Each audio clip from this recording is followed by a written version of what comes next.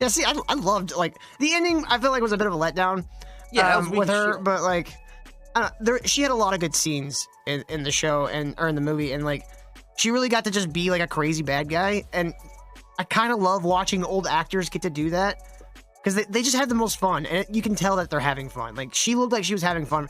Bob Odenkirk, like, he was beat to shit this entire movie, but yeah, she looked like she was having fun.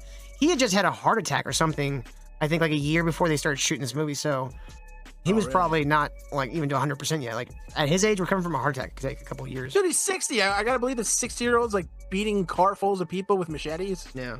So here's my other thing. Like, we'll get back to what you said, where, like, she's chewing up the scenery. It was a lot of build-up, and the payoff was just kind of wasn't there. Yeah.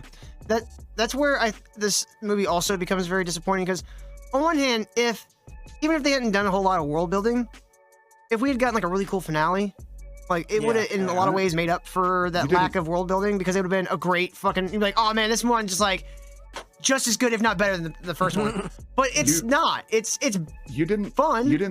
You didn't think that two Asian women beating the holy hell out of him without him being able to touch them at all, and then have him dead to rights, and the only person who can come and save him is his wife? You didn't think that was awesome? I hate myself that I noticed that too, and I was like, I knew you were gonna bring that up, and I just. We'll get to that. Sorry, I've been watching Foundation, and so I'm just very negative about women. I will say this: I was annoyed that like you said, two women. After you see him beat, like, has to go through 3 levels, like Bruce Lee style of, like, fighting upwards. He's got to fight people with, like, Uzis and shit with literal machine guns. Yeah, or the machete crew. And then the machete crew gets through them and then gets through some other people in a fucking elevator. He has to beat a bunch of people with swords and guns. And then he gets his ass kicked by 2 small chicks with sticks. And not just gets his ass kicked, he doesn't get a hit in on them. He doesn't land a punch, yeah.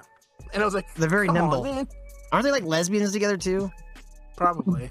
She was like, oh, whatever her fucking dumbass name was, Nina or whatever. That's his kryptonite, a woman with a stick. Like,